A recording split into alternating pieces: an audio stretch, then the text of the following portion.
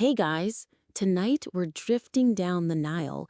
Yes, that wide brown ribbon of water that stubbornly refuses to dry up no matter how many millennia pass. The air is thick with the smell of mud and baked reeds, and a faint shimmer of temple smoke curls toward the fading stars. You're not just wandering as a tourist with a camera phone tucked in your pocket. No. Tonight, you're stepping into the sandals of someone who has sworn their life to the gods, which unfortunately means your dinner menu is about to get very, very weird.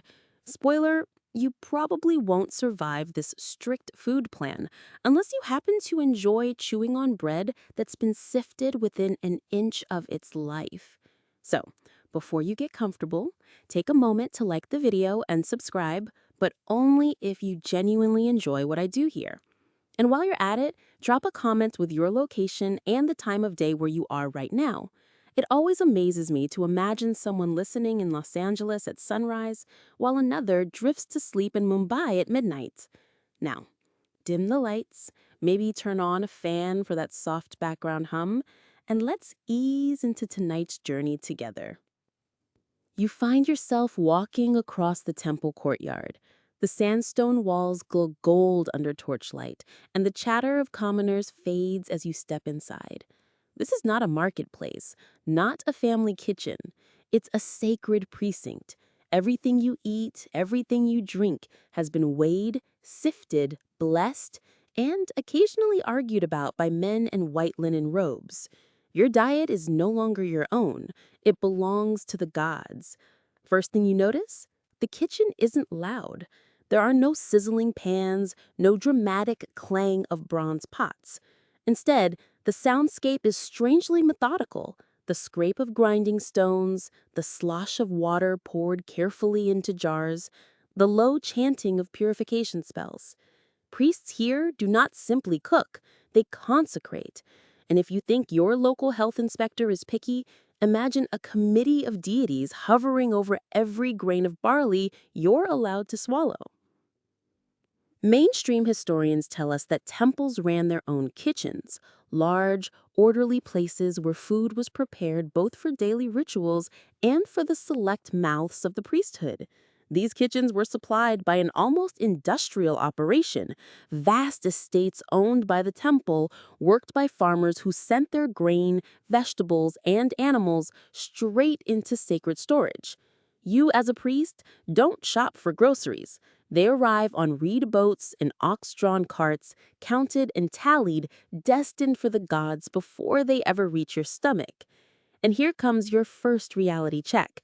You don't get to eat most of what passes through. That plump goose, that fattened ox, lovely, but unless you're offering it to the gods and nibbling leftovers in some rare ritual feast, it's staying on the altar. What you can eat is stripped down, purified, and frankly, kind of repetitive. Still, don't imagine priests were starving. The temple system ensured steady food supplies, unlike common villagers who sometimes went hungry when the Nile failed to flood. You, lucky chosen one, have guaranteed rations, just limited in flavor. Historians still argue whether this narrow menu was about actual health, keeping priests slim, clean, and free from stomach-churning parasites, or about symbolic purity, ensuring your insides match the spotless linen on your body. Take bread, for instance. You'll soon learn that Egyptian priests were obsessed with bread. But here, in this first moment inside the kitchen, you see bakers sieving flour 3, 4, 5 times until barely a speck of bran remains. Imagine eating toast that's been so polished, it tastes of almost nothing. Good news, no dental grit shredding your molars like what ordinary farmers had to chew. Bad news, your intestines are about to miss that roughage. Constipation? Let's just say your prayers might include requests for regularity. And then there's the ritual of water. You think living beside the Nile, that water was just a scoop away. Wrong. Every drop you drink has to be drawn, filtered, and consecrated, as if the river itself weren't sacred enough. You picture yourself standing with a clay jug at dawn, watching the surface ripple with crocodile snouts, waiting for the right priestly blessing before you dare sip. Compare that to your tap water back home. Suddenly, that chlorine tang feels like a blessing. As you wander deeper into the temple kitchen, your nose twitches. You expect garlic, onions, sizzling fish, staples of the Egyptian diet, but they're conspicuously absent. Later, you'll find out why. For now, the air smells faintly of barley, figs, and the musty sweetness of date wine. It's like being inside a very solemn health food store where no one is allowed to laugh. One quirky tidbit slips into your mind. Priests sometimes shaved every hair on their bodies for cleanliness, even eyebrows. Combine that with their dietary rules, and you've basically got history's first extreme wellness influencers. Imagine them posting on Instagram, no carbs with bran, no hair, no onions, just vibes. You begin to realize that the temple kitchen is less about feeding hunger and more about feeding symbolism. Every bite is a contract. Eat pure bread, and you mirror the purity of Ma'at, the cosmic order that keeps the sun rising and the Nile flooding. Drink carefully blessed water, and you absorb a piece of divine balance. Skip garlic, and you avoid the stench of death clinging to your breath in front of the gods. It's strange, isn't it? You live in a world where food is personal, where you choose takeout based on mood or craving. But as a priest, your stomach belongs to the cosmos. Each bland loaf, each careful sip reaffirms a bond between mortal and divine. Historians still argue whether the priests themselves truly believed this or if many were secretly daydreaming of roasted fish and beer froth like everyone else. As the night deepens, the temple kitchen settles into silence. Bread rises slowly in clay ovens, water cools in porous jars, and your stomach begins to understand its new reality. The sacred kitchen of the Nile has you in its grip now, and you realize every meal you eat from here on out is no longer just for survival. It's a sermon without words, a prayer baked into every crumb. You sit cross-legged on the cool temple floor, watching as a small army of bakers bustle about like ants in linen kilts. They don't chatter the way ordinary bakers in a marketplace would. Instead, every gesture feels deliberate, almost reverent, as though each loaf they knead is a hymn to the gods. The smell is comforting, warm, yeasty, faintly sweet, but your stomach already knows it's not going to get the crusty, rustic variety the farmers eat outside these walls. Here, bread is purified to an almost absurd degree. Let's get one thing out of the way. Bread is the cornerstone of Egyptian life. Without it, no one eats. It's breakfast, lunch, and dinner rolled into one golden brick. For the average farmer, that means chewing through gritty loaves ground from coarse flour, often laced with bits of husk and even sand from the grinding stones. Picture eating a sandwich with the texture of sandpaper.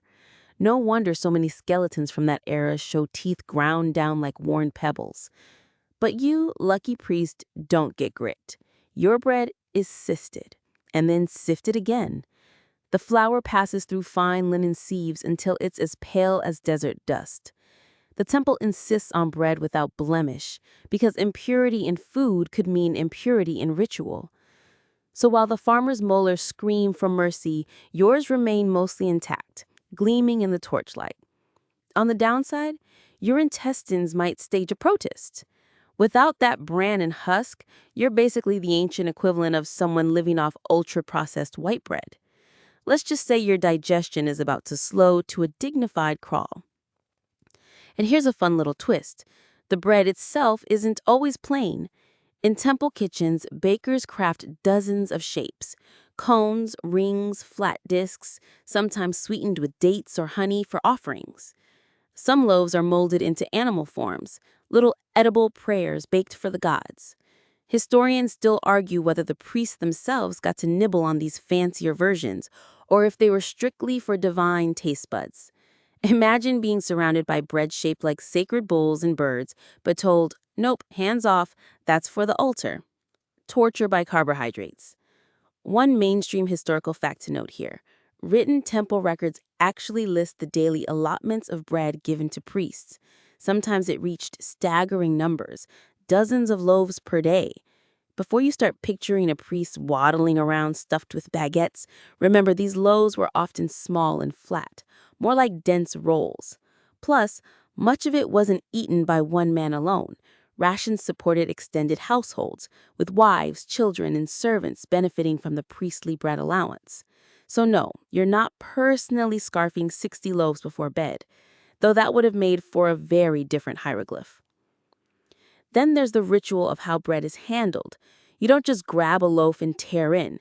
The bread is baked in sacred ovens, often inside temple walls, and carefully carried to the altars before any human gets a taste. It's first and foremost an offering. Only after the gods partake, meaning the loaf sits ceremonially on the altar while incense swirls around it, are leftovers redistributed among priests. It's divine trickle-down economics. The gods get first dibs, you get the crumbs. A quirky tidbit here. In some ceremonies, loaves were stamped with seals or symbols. Think of it as the world's earliest brand logo, declaring the bread fit for divine consumption. If your loaf didn't have the seal, you wouldn't dare put it in your mouth. Today we worry about gluten-free or organic labels. Back then, you worried about whether your bread was sufficiently sanctified to avoid divine side-eye. But not everything about this bread obsession is clear. Historians still argue whether the priests ate different recipes entirely from the people, or if the difference was just in purity and preparation. Was priestly bread of special holy formula, or was it basically the same dough just handled more carefully?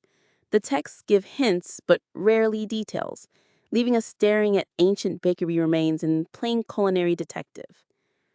As you pick up one of these pale loaves, it feels surprisingly light. You bite, and the texture is soft, but oddly bland. There's no nutty tang of bran, no hearty crunch. It fills your stomach without delighting your taste buds. And that's the point. Priestly bread wasn't meant to thrill. It was meant to sustain, cleanly and quietly. Eating it becomes less like a snack and more like a daily meditation. Each mouthful reminds you of your role, to keep yourself spotless, so that when you stand before the gods, you carry no blemish inside or out.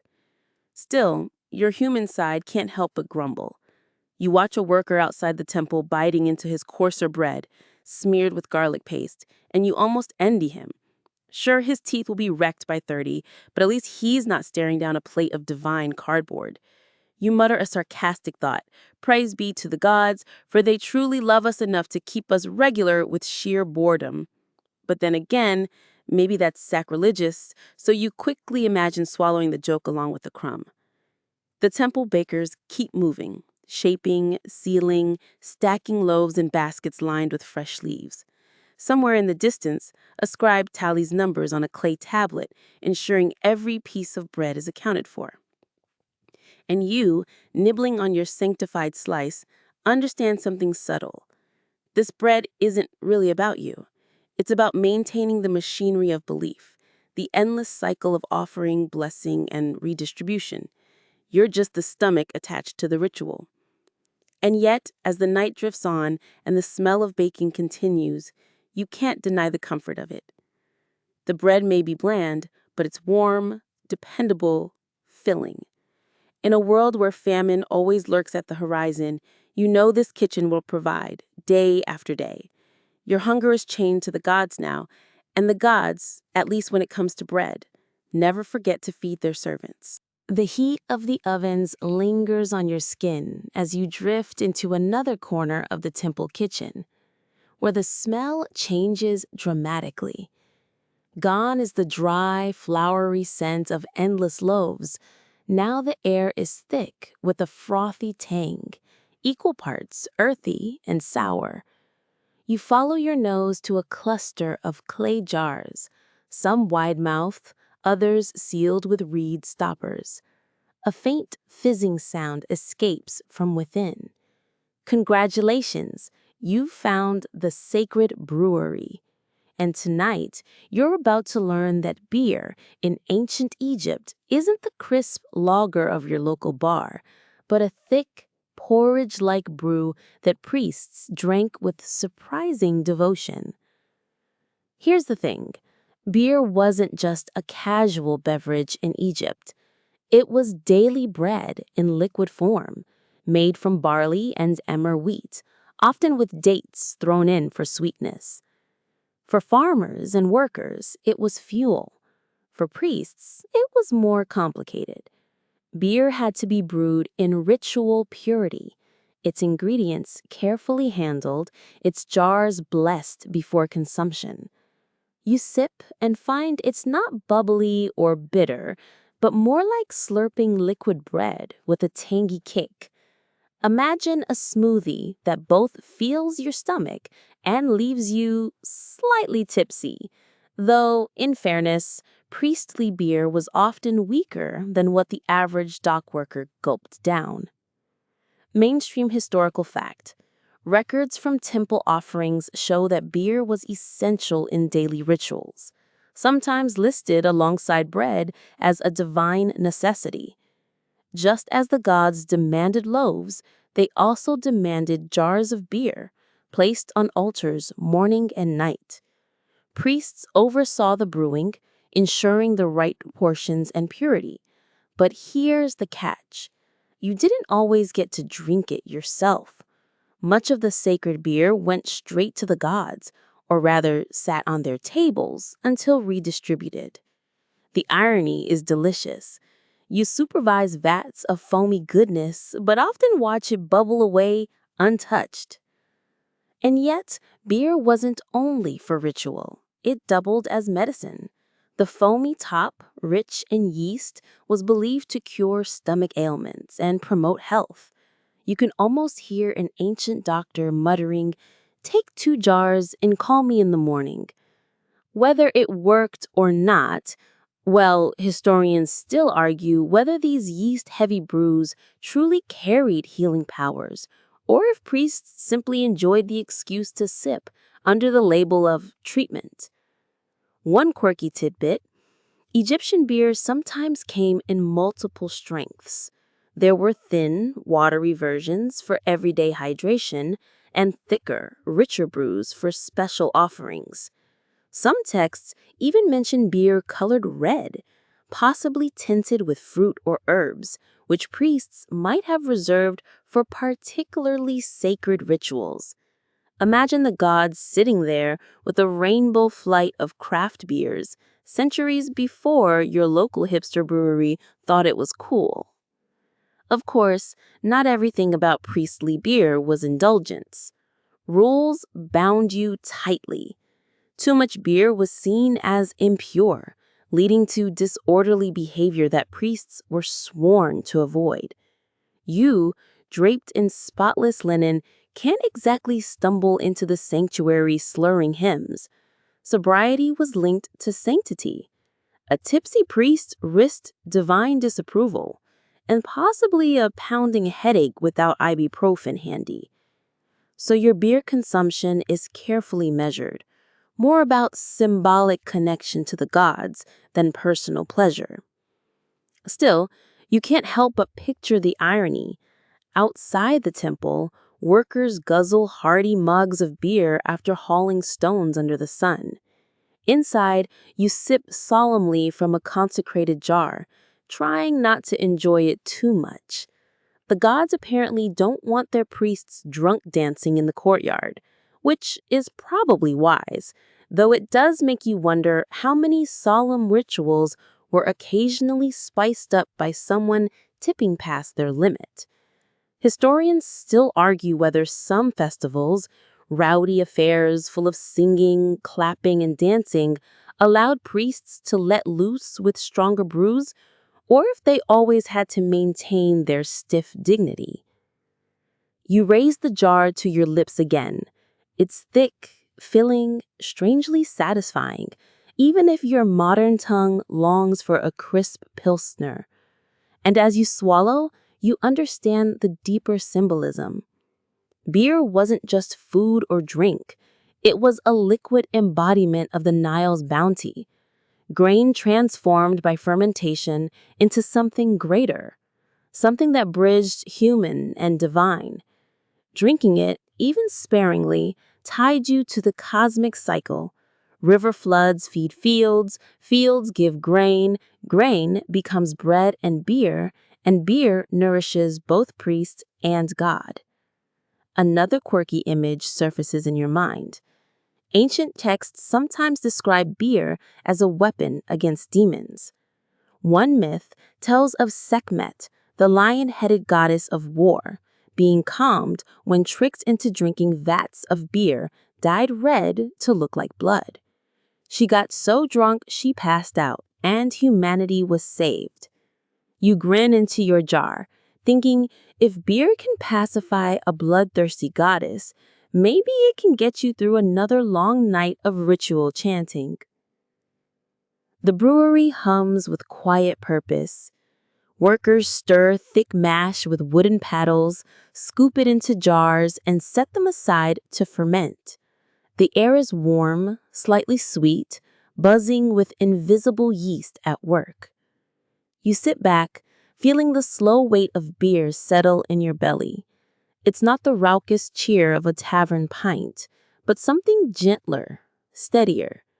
A sacred drink for a sacred role. Your eyes wander back toward the bread ovens, and suddenly you notice the symmetry. Bread and beer, solid and liquid, grain in two forms are the twin pillars of your diet. Not meat, not fish, not exotic fruits, just humble barley transformed into nourishment and symbol. You smile wryly. Somewhere in the background of history, Egyptian priests were the original carb loaders. Who needs protein shakes when you've got beer porridge and white bread? The brewery's hum fades as you drift toward a different chamber, one thick with smoke and the faint coppery smell of blood. Here, the temple's kitchens take a turn you've been both expecting and dreading, the meat hall. You'd think this is where priests get to feast like kings, but the truth is a little trickier. Meat in ancient Egypt was a luxury, tightly controlled, and for priests, it was more about feeding the gods than feeding yourself. You watch as oxen are led in, their glossy hides reflecting torchlight. A lowing sound echoes through the chamber, and handlers with practiced precision prepare the animals for sacrifice. Geese cages rattle nearby, feathers floating into the air like snow. Fish flop in reed baskets, fresh from the Nile. It looks like a banquet waiting to happen, but your stomach quickly realizes, don't get too excited. The gods always eat first, and by eat, of course, we mean that the choicest cuts go straight to the altar. Mainstream historical fact, temple records show that meat offerings, especially beef, geese, and certain fish, were daily rituals. Slabs of roasted ox, skewered birds, and grilled fish were arranged before divine statues as symbols of abundance. Only after the ritual could the leftovers be consumed by priests, and even then, not indiscriminately.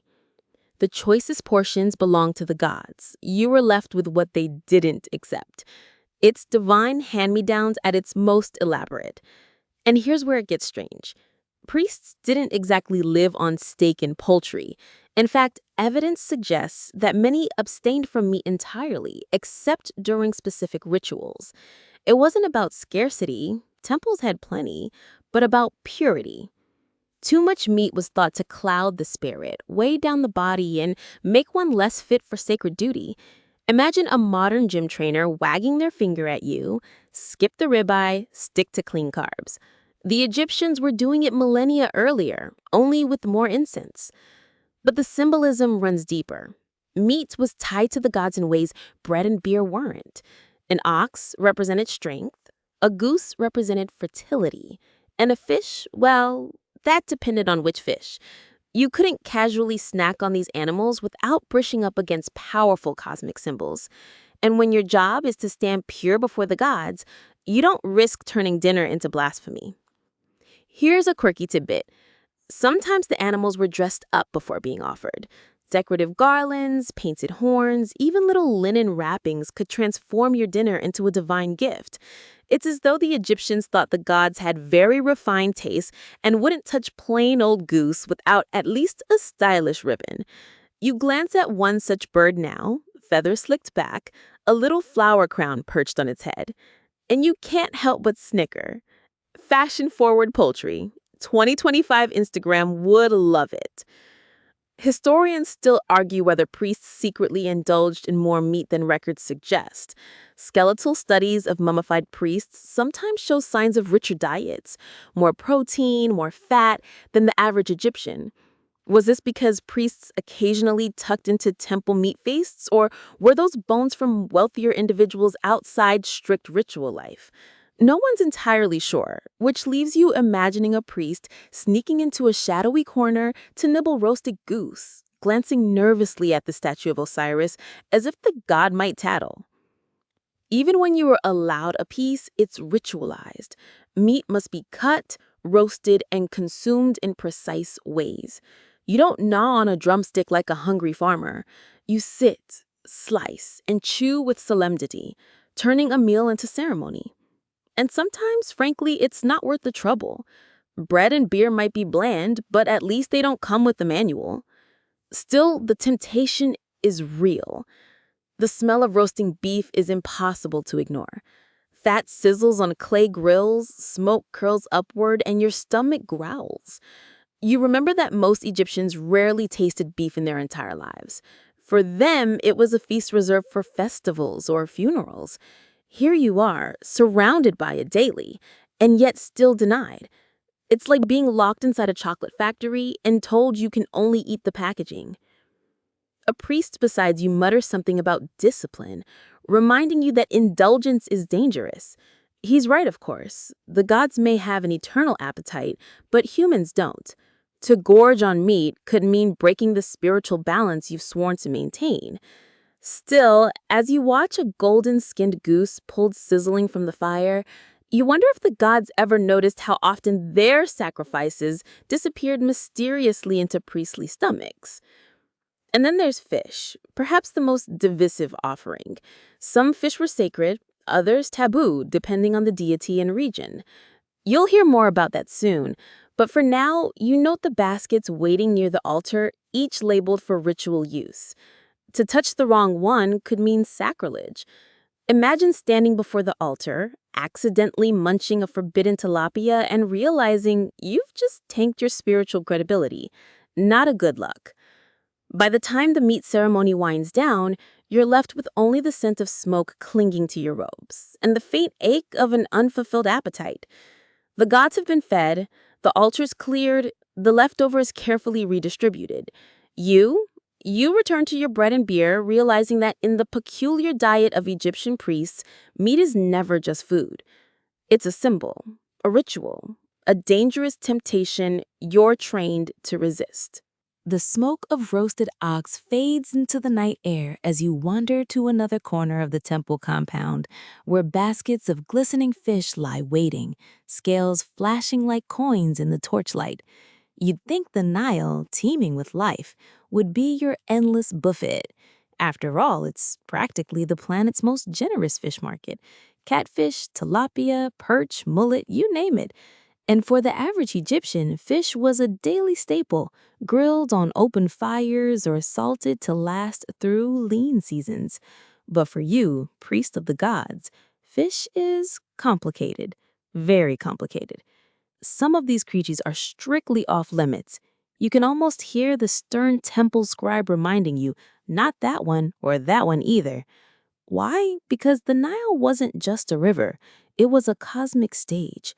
Certain fish carried deep symbolic baggage, and priests had to avoid them the way you might avoid eating a birthday cake shaped like your boss's face. Awkward at best, sacrilegious at worst. Mainstream historical fact: Herodotus, the Greek traveler who loved gossip as much as he loved history, wrote that Egyptian priests avoided fish altogether. He claimed it was considered impure, unfit for their sacred mouths. And while Herodotus sometimes exaggerated, the men couldn't resist a good story. Archaeological finds back him up. Many temple refuse pits lack fish bones, even though they're abundant in village middens. That absence isn't coincidence. It's a dietary law in action. But here's where it gets weird. Not all fish were banned. Tilapia, for instance, had a sacred link to fertility and rebirth. often depicted in tomb art. It symbolized the cycle of life, swimming from death into new existence. So some argue priests might have eaten it in specific rituals. Meanwhile, the humble Nile perch, totally taboo. Why? One myth claims that when Osiris was hacked into pieces by his jealous brother Set, fish in the Nile gobbled up some of his body parts. Priests not keen on eating cosmic carrion shunned those species forever. You, standing in the temple, eye a fat perch and think, no thanks, I'd rather not munch on Osiris's toe. A quirky tidbit. In certain nomes, Egyptian districts, whole towns refused to eat specific fish because they were considered totems of local gods. In one town, the catfish might be sacred. In another, it was dinner. Historians still argue whether these bans were universal priestly law or varied by region. Were some priests sneaking a fried tilapia behind closed doors while others swore lifelong fish celibacy? The evidence is patchy, leaving room for delicious speculation. And don't forget the social angle. Fish was cheap, abundant, and common, far too common for the elite. Priests distancing themselves from fish may have been as much about class distinction as purity. After all, if every farmer on the Nile is gnawing on grilled catfish, you, as a priest, prove your superiority by refusing it. Picture a modern health guru turning down fast food with a smug, "I don't eat that stuff." Same energy, just with more hieroglyphs. The sensory experience still haunts you. The fishmongers outside the temple roast their catches, and the smell of charred scales drifts inside. Your stomach clenches at the familiar aroma. But you glance at the god statues and remember, no fish breath allowed in the sanctuary. Imagine standing before Ra while reeking of mullet. That's a divine faux pas you don't recover from. And yet, not all avoidance was absolute. Some temple texts describe fish-shaped bread or pastries crafted as symbolic stand-ins. So while your mouth never touches real scales, you might bite into a loaf sculpted like a tilapia, flavored faintly with dates or honey. It's culinary cosplay. Pretend fish for the priest who isn't allowed the real deal. You chew thoughtfully, half amused, half resentful. Another layer, health. Some modern scholars speculate that avoiding raw or undercooked fish helped priests dodge parasites lurking in the Nile. Tapeworms, liver flugs, all sorts of microscopic nasty swam in those waters. Perhaps the bans weren't just spiritual, but practical. The gods might get the credit, but your intestines definitely thank you. Historians still argue whether priestly fish taboos were more about religion, health, or social status, but the overlap is what made the diet so peculiar. You picture yourself at a feast, farmers piling plates with fish stew, kids crunching dried sardines like snacks, while you quietly nibble a dry loaf of barley bread. It's awkward, it's restrictive, but it's also the life you chose. A priest doesn't get to feast like the people. Instead, you cultivate distance, symbolic, physical, even digestive. Still, your human side lingers on the smell, that smoky tang carried on the night breeze. Your belly may never savor it, but your nose fills with longing. And in that hunger lies the paradox of priestly life. To serve the gods, you often deny yourself the simplest, most abundant pleasures of your land. You watch the river's silver ripples and wonder if the fish jump just to mock you. The scent of forbidden fish still clings to you as you step into another chamber, one far gentler in tone. Here the air is sweeter, touched with the perfume of honey and the milky tang of dairy. Baskets of clay jars sit neatly on reed mats, their lids sealed with wax, while bowls shimmer faintly with golden syrup pooled thick as sunlight. Welcome to the priestly corner of milk, honey, and sacred sweetness. Foods that, unlike meat or fish, live in a hazy middle ground between medicine, luxury, and ritual. At first glance, milk seems so innocent. A calf nuzzles its mother outside the temple walls, and you imagine priests sipping cups of fresh cow's milk at dawn. But reality is more finicky. For ordinary Egyptians, dairy was part of the diet. Milk from cows, goats, and even donkeys was consumed, though often turned into soft cheese or curd to keep it from spoiling in the heat. For priests, though, dairy was treated with caution. Too much milk was thought to weigh down the body, and in ritual contexts, it could even be considered impure. Picture a solemn priest burping in the sanctuary. Definitely not the vibe the gods were going for. Mainstream historical fact, honey was prized in Egypt, both as a sweetener and as medicine. Beekeeping is shown in tomb paintings, with rows of hives shaped like horizontal tubes, and workers gently coaxing bees into smoke-filled jars. Honey went straight into temple offerings, smeared on bread, mixed into beer, and used to anoint statues of the gods. Priests also used it for healing, mixed with herbs to treat wounds or swallowed to soothe sore throats. So while sugar was millennia away, honey gave the diet its rare glimmers of sweetness. And here's your quirky tidbit. Honey was also used in embalming. Imagine standing in the temple kitchen drizzling honey over a loaf one moment, and the next hearing it described as perfect for preserving a corpse. Talk about killing your sweet tooth. The duality is striking. Honey as both divine nectar and funerary glue. You take a bite of honeyed bread and can't help but smirk. I'm eating what they wrap mummies in. Great. Historians still argue whether priests ate much dairy at all. Some texts suggest abstinence, others hint at occasional indulgence. Was it simply a matter of practicality? Milk spoiled too fast in the Egyptian sun? Or was it a deeper purity law? The debate rages on, with scholars poring over fragments of temple lists and scraps of papyri.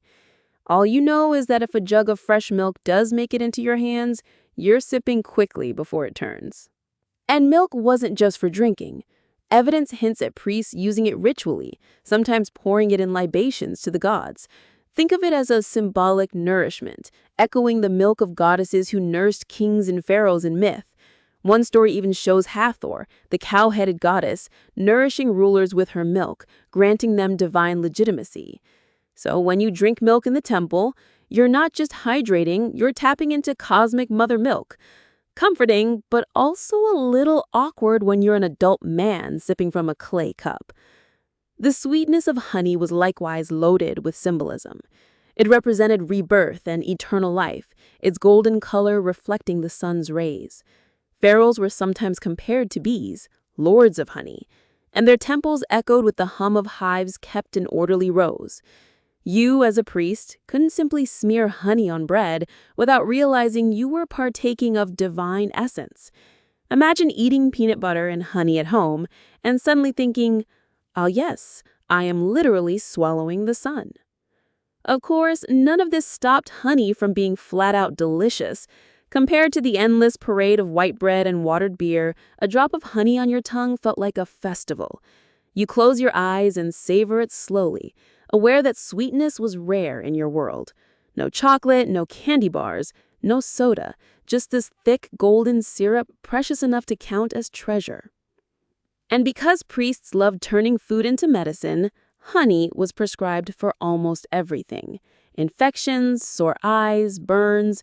You even hear recipes for ointments where honey is mixed with crocodile dung. That's right, crocodile dung. The logic? Honey heals, dung does whatever dung does. You wrinkle your nose, grateful that at least tonight your honey is pure. Dairy too carried medicinal weight. Soft cheeses or curds mixed with herbs treated stomach upsets. Goat's milk soothed fevers. Was it all placebo? Hard to say.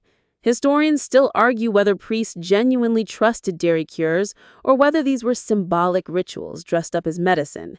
Either way, the temple pharmacy smelled suspiciously like breakfast. The space around you buzzes with quiet sweetness.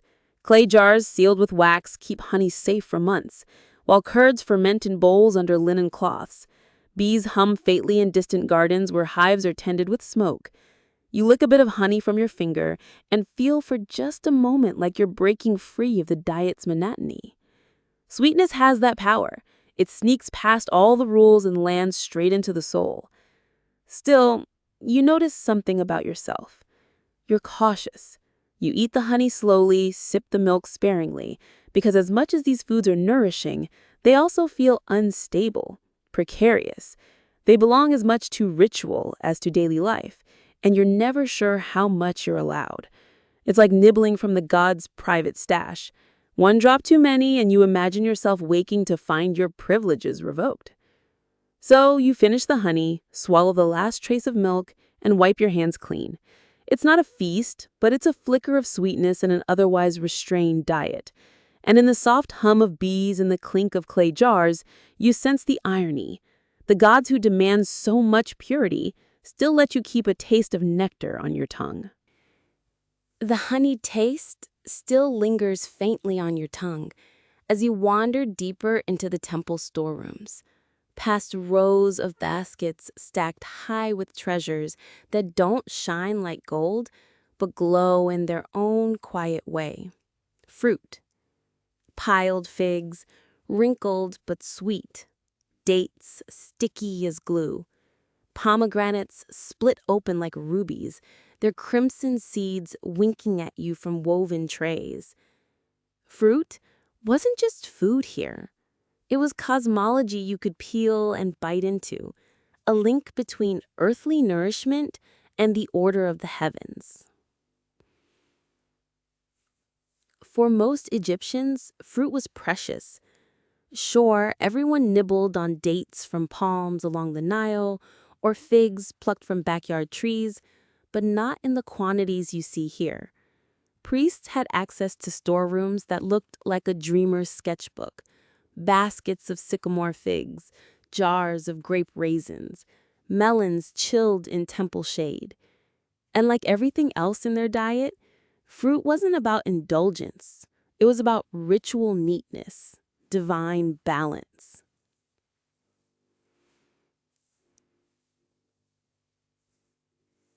Here's a mainstream historical fact. Dates and figs were staples in the Egyptian diet, eaten fresh, dried, or pressed into cakes. They gave quick sugar energy in a world without modern snacks, and their storage-friendly nature made them a common part of offerings to the gods. You can picture a priest laying out trays of figs before a shrine, careful to pick the least blemished ones, because of course the gods weren't going to settle for a bruised fig. But here comes the quirky tidbit. Pomegranates weren't just food, they were symbolic powerhouses. Imported at first from the Levant, they fascinated Egyptians with their blood-red seeds and tough skins. They show up in paintings, amulets, even tombs. Some scholars think they were linked to fertility, others to rebirth. And yes, there are whispers that ancient Egyptians experimented with pomegranate as medicine for tapeworms. So imagine this.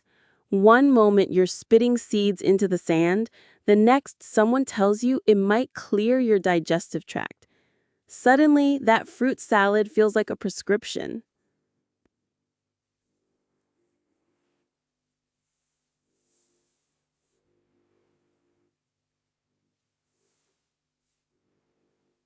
Historians still argue whether fruit was widely eaten by priests or reserved mostly for ceremonial occasions. Some temple records list fruit among offerings, but they don't always mention the priests themselves eating them. Did they sneak a few figs after setting trays before the statue of Horus? Or did they fast, waiting until nightfall to taste what they just sacrificed? The sources don't agree, leaving you to picture a priest pretending not to eye that pomegranate like a hawk. Still, fruit had a way of slipping past austerity. Picture a priest nibbling a date as he walks between rituals, muttering, "For energy, of course, not pleasure." Right, like you nibbled chocolate chips only for the antioxidants. And there was something almost cosmic about eating fruit here. Dates, for example, came from palms that lined the Nile, trees that marked time and cycles with their growth. Each cluster of sticky dates was more than a snack. It was a symbol of abundance, of renewal. Even the fig tree carried sacred weight, its branches tied to myths of gods sheltering kings.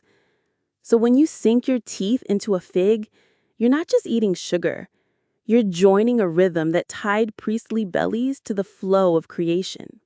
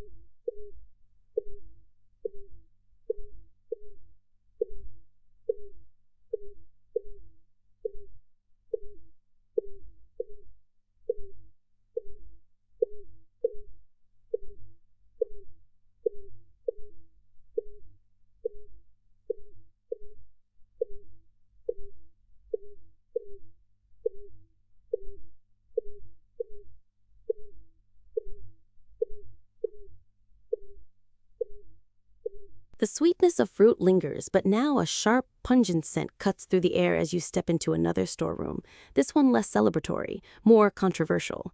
Here lie the vegetables, piled high in baskets, their green tops spilling over like waves. Onions, garlic, leeks, all staples for the average Egyptian household. But for priests, these humble bulbs carried suspicion, even outright avoidance. You take one whiff of a basket of onions, your eyes watering, and you begin to understand why a priest might politely push them away. Mainstream historical fact: onions and garlic were absolutely central to the Egyptian diet. Workers who built the pyramids were famously fed onions, garlic, and radishes to keep up their strength. These foods were cheap, hearty, and believed to boost stamina, sort of like the ancient equivalent of protein shakes. In fact, workers scrawled complaints on ostraca, little stone notes, when rations of onions or garlic went missing. That's how important they were. But here's the quirky tidbit. Priests avoided these vegetables, claiming they were ritually impure. Onions especially were considered disruptive in the temple. Their sharp smell was said to offend the gods, and their tendency to make people cry was seen as inappropriate during sacred rites. Imagine showing up to a solemn offering, tears streaming down your face, not from divine emotion, but because you chopped onions. Not a good look. Historians still argue whether this avoidance was absolute or exaggerated by later sources. Some say priests never touched onions, others argue they might have eaten them outside ritual contexts. The debate leaves you squinting at the past like it's one giant salad bar. Did the priest really abstain entirely, or did he sneak a clove when nobody was looking? And it wasn't just about smell or tears. Onions carried magical associations too. Their concentric layers symbolized eternity, cycles, and even the underworld. Priests placed onions in tombs, sometimes even on the eyes of mummies, as symbols of eternal life. So paradoxically, the very food they refused to eat ended up traveling with them into death. You chew on that thought, well, not literally, and chuckle. Imagine rejecting onions your whole life only to have them shoved in your sarcophagus. Garlic, too, had a mixed reputation. Ordinary Egyptians adored it, using it as seasoning in medicine. Priests, however, frowned at its strong odor.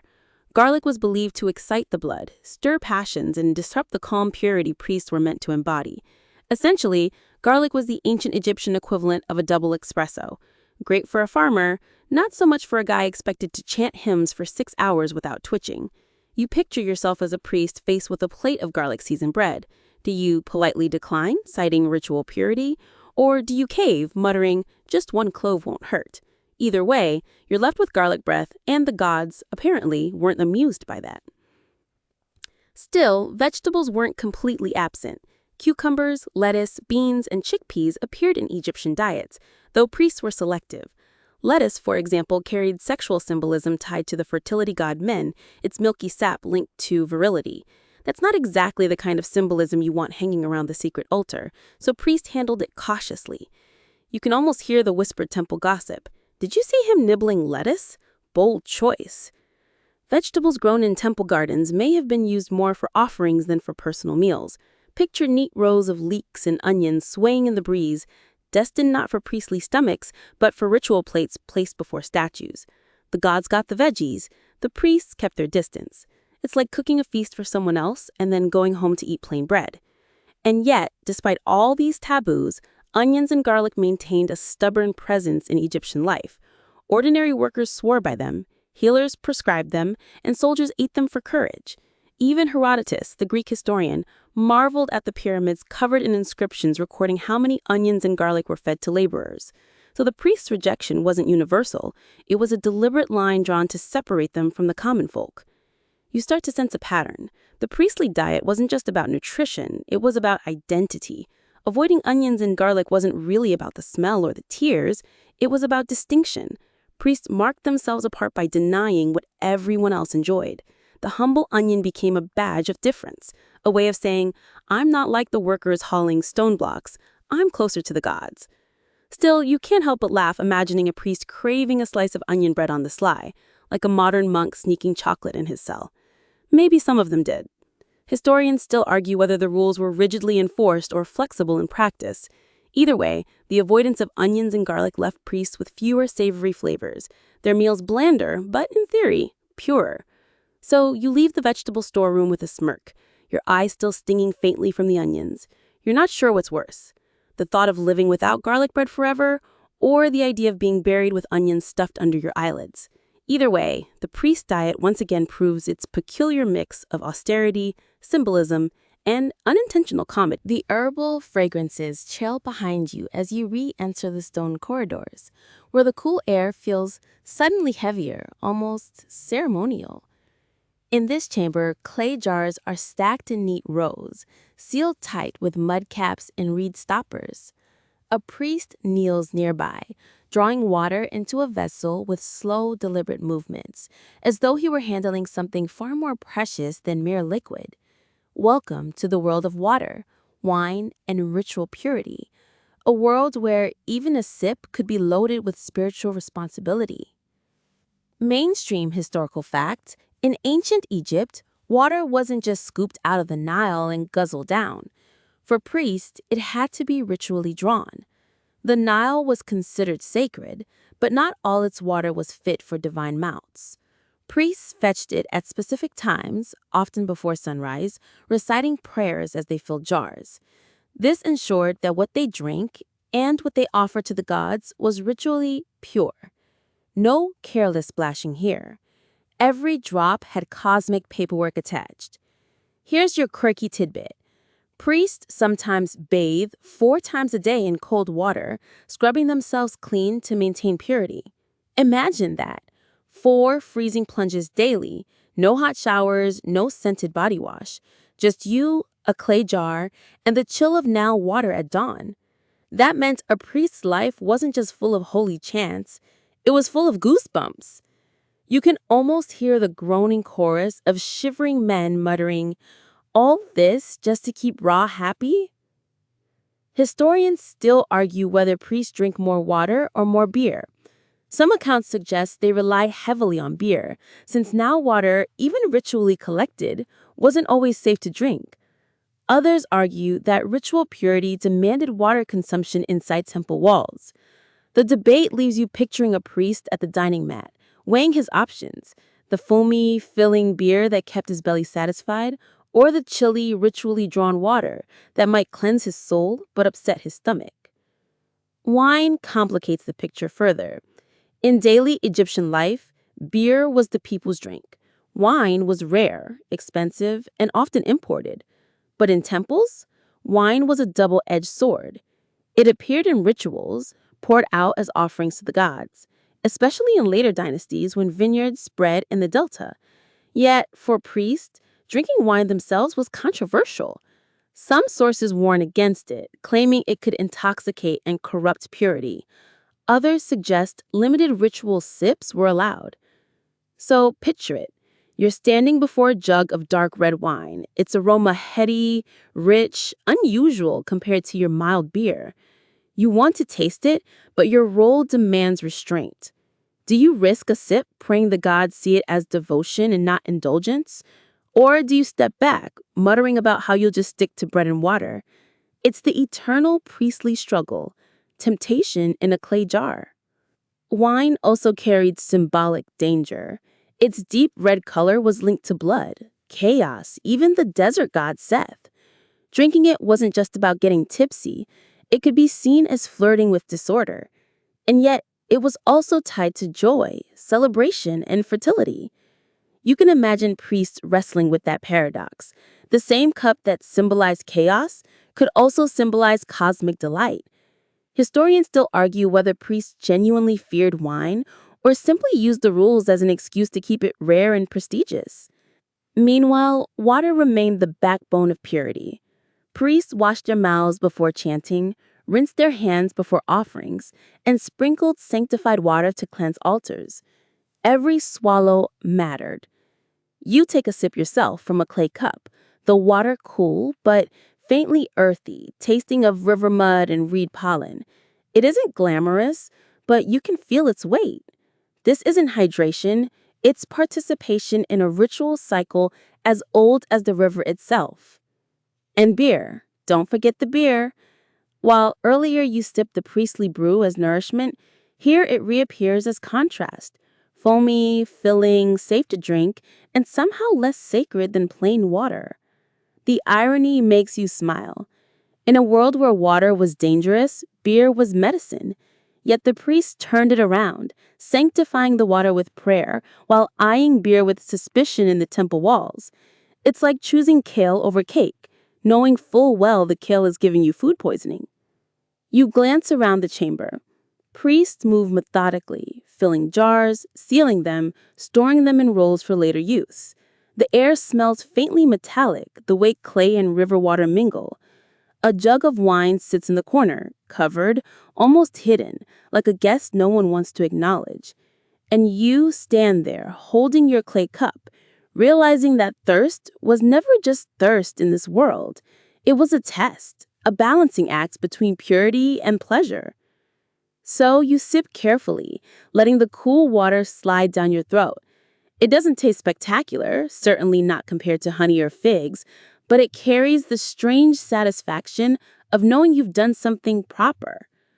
The gods, somewhere above, nod approvingly as your belly fills with river water instead of forbidden wine. Still, you can't help wondering what you're missing. Somewhere out there, a farmer is probably sipping wine without a care. And you, a priest, are stuck with watery mud-flavored virtue. And that's the peculiar beauty of the priestly diet again. Deprivation disguised as devotion. Every cup of water is an act of worship. Every denied sip of wine, a reinforcement of your sacred role. You walk away from the storeroom both refreshed and faintly resentful, carrying the weight of purity in your very stomach. The cool taste of ritual water still lingers as you shuffle into the dim quiet of the priest's quarters. It's here, in the rhythms of their days and nights, that the diet becomes not just about what is eaten, but when. The temple schedule is a relentless drumbeat of purity. Ritual bathing, chanting, offering, fasting. Meals are not taken whenever hunger strikes, but folded carefully between duties, often delayed until the moon rises. Daily fasting and midnight meals are part of the strange choreography that keeps priests both hungry and holy. Mainstream historical fact. Priests in Egypt observed strict fasting before ceremonies, sometimes abstaining from food for hours or even days, depending on the scale of the ritual. This wasn't the casual, skip breakfast kind of fasting. It was total abstinence, meant to purge the body so no impurity might creep into temple work. You can imagine a priest chanting hymns with his stomach rumbling like a distant drum, pretending the hunger pangs were just divine vibrations. Here's the quirky tidbit. Some sources suggest that priests broke their fast not at dawn or noon, but deep in the night, after the gods' offerings had been made. Imagine gathering around a dim oil lamp at midnight, unrolling baskets of bread, figs, and beer while the rest of the city sleeps. It's like being in a holy sleepover, except the games are hymn recitations and the snacks are dry loaves. Midnight feasts carried an almost conspiratorial energy, as though you were dining with the gods themselves after hours. Historians still argue whether these fasts were literal food abstinence or symbolic. Some texts hint that fasting meant refraining from certain foods like meat, fish, or onions, while others imply complete hunger. Did priests really go without sustenance for entire days, or did they simply trade onions for figs and call it holy? The debate leaves you picturing priests negotiating loopholes. This isn't food, it's medicine, totally allowed. The fasting wasn't just about ritual, it reshaped the priest's daily rhythm. While ordinary Egyptians rose with the sun to eat bread for work, priests often waited until temple duties were done. The hunger sharpened their focus, or so the scribes claimed. In practice, it probably made them cranky. Imagine a line of hungry men trying to sing praises to Osiris in perfect unison while their stomachs grumble like restless crocodiles. And when the fast finally broke, that's when the midnight meals came alive. Picture a stone chamber lit with flickering lamps, shadows dancing across painted walls. Baskets of bread are passed around, bowls of dates shared, jars of Foley beer opened with a hiss. The food isn't extravagant, it rarely is, but the timing makes it feel special. Eating in the middle of the night after hours of chanting and abstinence turns even plain bread into a banquet. You sit cross-legged on a reed mat, chewing slowly, aware of the echo of silence outside the temple walls. Everyone else in the city sleeps, bellies warm with supper. But here, in the midnight hush, you and your fellow priests dine like conspirators in sacred hunger. Each bite is half relief, half devotion. And sometimes the schedule tightened even further. Great festivals demanded days of preparation, with priests sustaining themselves on water and occasional sips of beer until the ceremonies were done. Then came the feasts, lavish by priestly standards, with honey cakes, figs, perhaps even roasted goose. You can almost hear the laughter in the temple kitchens as the tension breaks, men tearing into food like schoolboys freed from lessons. But even in those moments, restraint hung in the air.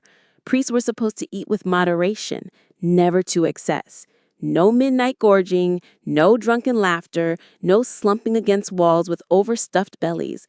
The gods expected composure, even after fasting, which is like telling someone not to smile while unwrapping their birthday cake.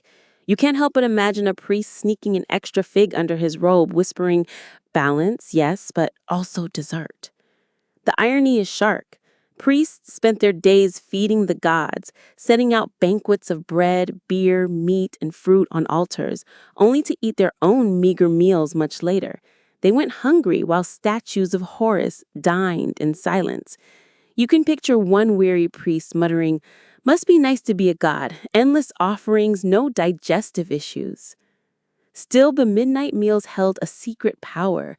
In the stillness of the dark, surrounded by quiet chewing and low conversation, you feel a strange intimacy. Hunger makes food taste sharper, sweeter. Bread isn't just bread, it's salvation. Beer isn't just beer, it's comfort. You swallow each bite with gratitude, knowing how much ritual labor carved the space for this moment. So you lean back on the mat, belly warming at last, eyes drooping in the glow of the oil lamps. The temple corridors beyond are silent, the gods fed, the day's duties done. For one brief midnight hour, the peculiar diet of Egyptian priests feels less like deprivation and more like quiet fellowship, men and gods sharing in the rhythm of hunger and release. Your belly is still warm from the midnight feast, but before long, you realize that in this world, food is never just food. For Egyptian priests, every bite is also a remedy, a ward, or a subtle experiment in keeping body and spirit aligned with the gods. Their diet doubles as a medicine cabinet, the temple kitchens blurring into pharmacies, where bread, beer, honey, and herbs carry healing powers as much as flavor. Mainstream historical fact: Egyptian medical papyri list hundreds of remedies, many of which involve food. Honey was a natural antiseptic used in wound treatment, while bread mold, yes, the fuzzy green stuff modern folks throw away, was pressed onto infections. Priests consumed honey sparingly, but applied it liberally as medicine. You picture a priest breaking his fast not with figs, but with a spoon of honey meant to soothe his throat after hours of chanting. Quirky tidbit: crocodile fat and even dried lizard parts occasionally found their way into recipes, not for meals, but for concoctions priests believed had protective properties. Imagine sitting in the temple garden while your colleague whispers, "This paste is for warding off curses. Don't mix it with the bread dough." And yet, to the priests, there wasn't always a clean line between nourishment and remedy. Eating an onion was banned as impure, but applying onion juice to ward off eye infections, totally acceptable. Historians still argue whether priests ate medicinal foods regularly or only administered them to others. Some say their role as healers required them to test remedies, nibbling strange brews to gauge effects. Others believe the concoctions were far too noxious for daily consumption. Picture a priest staring at a bowl of garlic and dung paste and declaring, "This is strictly for patients, not for dinner." But let's rewind. Start with the basics. Bread was medicine as much as meal. The priest might add herbs like fenugreek or cumin into loaves, making them digestively soothing. Beer, foamy and thick, doubled as liquid sustenance and base for many remedies. A scribe coughing through prayers might be handed a mug of barley beer laced with crushed dates. It's essentially the world's first cough syrup, only fizzier. You walk through temple storerooms and find shelves lined with jars. Honey, dates, dried figs, even animal fats, each labeled in hieratic scrawl for specific ailments. The temple wasn't just a place of worship, it was a hospital too. Priests brewed drinks for stomach pains, mixed poultices for burns, and doled out fig-based remedies for constipation. Let's be honest, all that bread and beer made constipation a daily battle. And yet, what fascinates you is how seamlessly medicine blended with ritual. A priest might chew a sprig of mint before chanting, believing it cleared both breath and soul. He might sip a small infusion of lotus petals, said to brighten the mind for long nights of vigil. The line between superstition and science blurs in the flicker of lamplight, and suddenly your evening snack feels like a prescription. Sometimes entire meals were structured around healing. A priest recovering from illness might be fed a porridge of emmer wheat and milk, drizzled with honey. For headaches, they suggested dried fish powder mixed with beer. You're welcome to skip that one. The idea was never indulgence, but balance. Every bite recalibrated the body toward harmony with the cosmos. There's something strangely modern about it. You sip chamomile tea to sleep, they sipped lotus infusions to dream vividly of the gods. You take vitamin C when you feel a cold coming on, they ate figs to ward off disease. Different millennium, same principle. Comfort through food. Still, not every experiment worked. Some remedies seemed bizarre even by generous standards, like eating raw liver to cure blindness, or sipping a solution of ground stone mixed with beer. You imagine the priest choking down chalky liquid and muttering, "This had better impress Ra." It's here the humor creeps in, because you realize priests, like everyone else, sometimes fell for questionable wellness trends. Ancient detox movie, anyone? And yet, behind the oddities, there's a devotion to making the body a vessel worthy of divine service. Every honey cake, every herbal infusion, every carefully rationed sip of beer was about keeping flesh, spirit, and ritual in sync. Even in midnight meals, the priest's choices carried medicinal undertones. That sweet fig wasn't just dessert, it was liver support. That beer wasn't just beer, it was liquid therapy after hours of chanting. So when you sit back against the temple wall, nibbling bread infused with cumin and honey, you're not just eating, you're swallowing medicine disguised as food. Food disguised as ritual, ritual disguised as life. And in that blur, the peculiar priestly diet begins to feel less like deprivation and more like the earliest form of holistic care, minus the yoga mats and kale smoothies. The medicinal tang of herbs still lingers on your tongue when the temple gates creak open to let in something altogether more tempting: foreign goods. Egypt, for all its proud river-fed abundance, was never a closed box. Ships crept up the Nile from Nubia, caravans plodded across desert tracks from the Levant, and cedar-laden boats arrived from Byblos. Alongside wood and incense came exotic foods, luxuries that tugged at the priestly appetite, even as purity laws tugged back. Imported luxuries and foreign temptations formed one of the most curious tensions in their diet: to taste or not to taste. Mainstream historical fact: Egypt's trade routes were legendary, and with them came delicacies like pomegranates from Syria, sesame oil from the Levant, and even cinnamon, though historians suspect it came via long-distance trade from as far as India.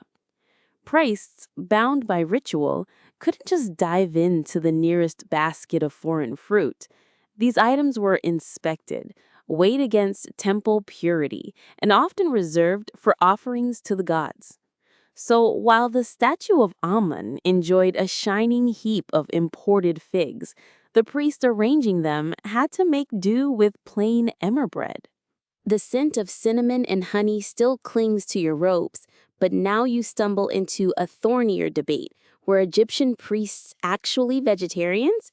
It's a question modern writers love to toy with, imagining white-robed men serenely munching figs and lettuce while the rest of Egypt roasted goose and grilled fish by the river. The image is peaceful, even noble. Priests as ancient wellness influencers, preaching plant-based purity. But as with so much in this diet, reality is murkier.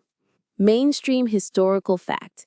Temple rituals involved daily meat offerings. Beef, goose, and fish were placed before the gods as signs of devotion, but priests themselves were often barred from eating the very meats they prepared. Inscriptions describe priests subsisting largely on bread, beer, vegetables, and fruit. On paper, this does look suspiciously vegetarian. The abstinence wasn't just spiritual. Meat carried associations of blood, decay, and impurity, which priests were eager to avoid. Quirky tidbit. In some periods, priests were said to shave their entire bodies to avoid lice and uncleanliness, and this obsessive pursuit of purity carried into diet. Some sources suggest they avoided meat so strictly that they wouldn't even handle fish scales with bare hands. Imagine a priest at the docks, flinching as a fisherman slaps down a pile of catfish, muttering, "Not touching that, I just purified." You can practically hear the eye rolls from the common folk who adored fish stews. Historians still argue whether this amounted to full vegetarianism or simply extreme moderation. Did priests ban meat entirely, or did they eat small portions at festivals when offerings were redistributed? Some scholars suggest a two-tiered system: daily vegetarian-like meals in temple service, but occasional indulgence at feasts. Others claim the vegetarian ideal was exaggerated by later writers eager to romanticize priestly purity. The truth is probably somewhere between fig baskets and goose roasts. You picture it clearly: a priest standing by the altar, carving a goose for offering, the smell of roasted fat curling in the air. He places it reverently before the god, waits, chants, and then, when the ritual ends, the bird is carted off to feed the temple staff. He sits back down with his bread loaf and fig, staring at the golden skin glistening across the room. Vegetarian? By necessity, maybe. By choice? Less certain. The contradictions pile up. Medical papyri include prescriptions involving liver, heart, and animal fat, things priests surely handled. And remember those honey cakes spiced with goose fat, or the milk and meat porridges offered at festivals? Someone had to taste those recipes before serving them to the divine. It's hard to not imagine priests sneaking just a small bite under the guise of quality control. Then again, there are inscriptions that portray abstinence from meat as central to priestly identity. In this telling, vegetarianism wasn't just a diet, it was a badge of honor. Eating figs and lentils set priests apart from the sweaty laborers gnawing on dried fish. Bread and beer might seem plain, but for priests they were marks of purity, spiritual status, and separation from worldly corruption. In a sense, refraining from meat created a holy caste line, as visible as the shaved head and linen robe. The debate ripples forward into modern scholarship. Some historians paint Egyptian priests as strict vegetarians, centuries before Pythagoras. Others scoff, arguing no society with access to goose fat and beef marrow would renounce it entirely. Vegetarianism may not even be the right word. It's a modern lens grafted onto an ancient culture that viewed food less as a lifestyle and more as ritual tool. Yet the allure of the vegetarian image persists. It fits our sleepy narrative tonight. Priests under the moon, quietly chewing figs, drinking beer, keeping bodies light and pure for sacred duties. There's something soothing in that picture, even if goose grease occasionally slipped in through the side door. So, were they vegetarians? You'll never get a firm answer. But as you lean against a cool temple wall, fig juice sticky on your fingers, you feel the paradox. Priests lived closer to plant-based purity than most Egyptians, yet meat always loomed nearby, offered to gods, cooked in temple kitchens, and perhaps nibbled in secrecy. Vegetarian, semi-vegetarian, honorary vegetarian, call it what you will. The truth, like the scent of goose fat, lingers just out of reach. The debate about figs and goose fat fades into the night, and you're left with the strangest truth of all. Priests spent their lives preparing food for gods who never ate, while often going to bed with their own stomachs uncomfortably empty. The paradox of sacred hunger defines the entire priestly existence. Lavish offerings on altars, plain meals in their bellies. Mainstream historical fact: Egyptian temples received massive quantities of food through donations, taxes, and ritual offerings. Every day, loaves of bread, jars of beer, cuts of meat, baskets of fruits, and cakes dripping with honey were set out before the statues of the gods. Yet priests were bound by rules of abstinence and purity that restricted what they themselves could consume. The divine banquets glowed with abundance, while the priest's real diet looked almost monastic. Quirky tidbit: once the ritual feeding ended, much of that food technically belonged to the god. Priests were often forbidden to touch it directly, but temple staff redistributed it among workers or sold it in markets. Imagine watching a golden roast goose set down in front of Horus, chanting hymns, and then watching the leftovers carted out to a scribe's family dinner. Meanwhile, you chew your dry bread and mutter, "Enjoy it, Horus. I'll just be over here with my lentils." Historians still argue whether priests ate the offerings after rituals or if purity codes barred them completely. Some records imply priests shared and redistributed offerings, others insist only lower-ranking staff did. The truth may have shifted across dynasties, leaving us with a tantalizing puzzle. Did priests deny themselves entirely or sneak holy leftovers when no one was looking? Either way, the paradox gnawed at daily life. Priests spent hours feeding statues carved in stone, arranging food with obsessive care, washing hands, shaving bodies, avoiding onions and fish, maintaining ritual cleanliness. Yet their own hunger was constant, gnawing beneath linen robes. Service to the gods meant self-denial, and denial became devotion. You imagine yourself again in the temple, walking through cool corridors heavy with incense. The altar before you gleams with loaves, figs, and jars of beer. You chant the prayers, place the offerings, bow low. Behind you, your stomach growls like a distant drum. It's comical and deeply moving. You feed eternity while starving in the present. That tension defined priestly identity.